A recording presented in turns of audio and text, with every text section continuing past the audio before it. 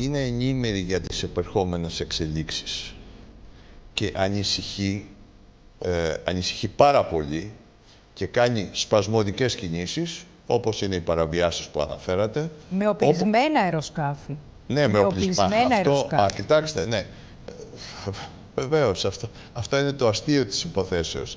Δεν έχει αεροσκάφη να πετάξει. Ο στόλος της βρίσκεται σχεδόν καθυλωμένος όλος των αεροσκαφών και βγαίνει στο Αιγαίο οπλισμένα. Με τι αεροσκάφη της παλιάς γενιάς που τα σημερινά μπορούν να τα καταρρίψουν όταν αυτοί θα έχουν καταλάβει τι γίνεται. Αλλά εν πάση περιπτώσει, μην μπούμε σε αυτή την κουβέντα. Ξέρετε, την ίδια στιγμή που γινόταν οι παραβιάσεις και ήταν ο κύριος Μητσοτάκης, ο κύριος Χρυστοδουλίδης και ο κύριος Νετανιάχου ήταν στην Ιερουσαλήμ. Την ίδια στιγμή ο κύριος Φιντάμ, ο κύριος Καλίν και ο υπουργός, ο κύριος Γκουλέν της Τουρκίας, υπουργός άμυνας, επισκεπτόταν στη Δαμασκό τον κύριο Σάρα. Λοιπόν, βλέπετε, αυτές οι κινήσεις είναι σπασμωδικές.